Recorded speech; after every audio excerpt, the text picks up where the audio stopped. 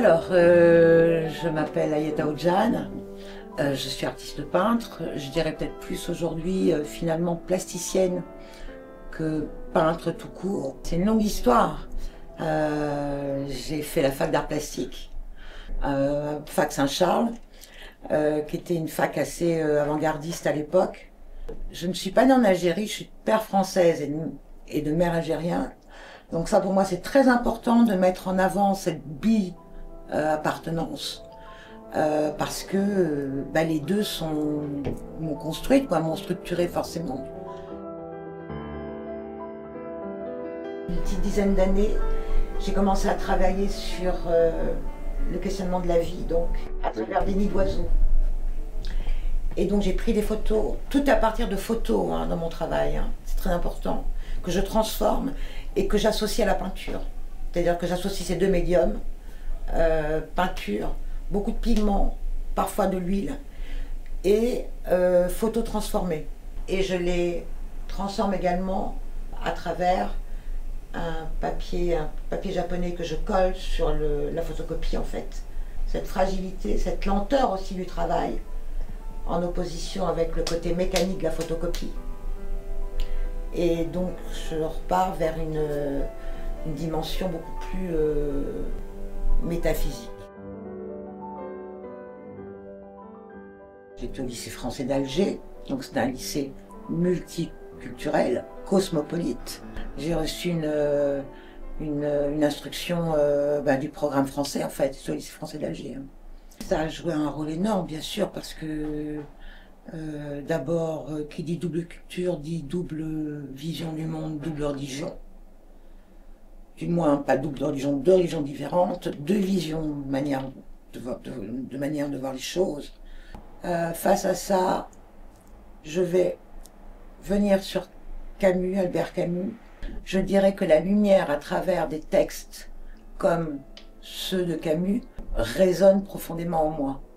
Et petit à petit, je suis arrivée forcément à travailler sur le texte fondateur de Camus, qui est Noces à Tipaza. Les ruines, que j'ai complètement, les ruines de Tipaza, qui sont bel et bien debout et qui existent toujours et qui sont 75 km d'Alger. Il évoque en fait, juste dans cette phrase, à la fois le mouvement perpétuel des civilisations, donc la naissance, la vie, la mort, le questionnement sur le sens de tout ça, et donc il soulève la fameuse question de l'absurde. Quelle est la réponse en fait? Et donc j'ai choisi la phrase donc pour illustrer, pour renforcer cette œuvre, j'ai choisi cette phrase comme ces hommes que beaucoup de sciences mènent à Dieu. Beaucoup d'années ont ramené les ruines à leur mère. Et les ruines à leur mère, c'est quoi? La mère nature, qui plonge en fait, qui tombe.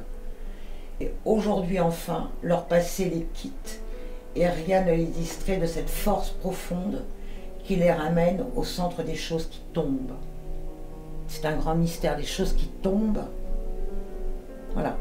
Alors, cette œuvre, en fait, elle est issue de cette série de photos que j'ai prises donc sur le site de Tipaza. Et c'est la stèle commémorative d'Albert Camus, qui est placée face à la mer et face cette fameuse montagne. Et c'est vrai que lorsque vous approchez et sur laquelle il y a cette fameuse phrase je comprends ici ce qu'on appelle gloire, le droit d'aimer sans mesure. C'est une phrase, j'aime pas ce terme culte, c'est vraiment la phrase qui résume. Et j'avais besoin de sortir une fois de plus de l'image telle qu'elle nous est donnée à travers la photo directe. J'avais besoin de transformer pour avoir quelque chose de plus transcendant finalement. Et je suis arrivée petit à petit à renverser donc le négatif. Je voulais travailler aussi par transparence, c'est extrêmement important pour moi. Et le fait d'avoir inversé le négatif m'a donné la possibilité également de de faire comprendre que la réalité n'est jamais une. Voilà. Albert Camus nous donne cette dimension de beauté, d'ode à la vie et de sensualité. C'est ce que j'ai essayé de représenter dans cette œuvre, à travers juste une petite phrase qui est immense. Ici, les dieux servent de lit ou de repère dans la course des journées. Je décris et je dis, voici qui est rouge, qui est bleu, qui est vert. Ceci est la mer, la montagne, les fleurs. Et qu'ai-je besoin de parler de Dionysos pour dire que j'aime écraser les boules de lentisque sur mon nez. Le grand problème, Albert Camus, était estimer que nous étions d'abord nature, êtres de nature, avant d'être des êtres d'histoire. Ça a été la grande querelle d'ailleurs entre Jean-Paul Sartre et Albert Camus. Je résume en fait tout mon travail depuis ces années et ce vers quoi je vais aller comme étant ce que je nomme le chant du silence. Alors j'aime beaucoup avoir comme appui effectivement comme la narration des textes forts qui m'accompagnent.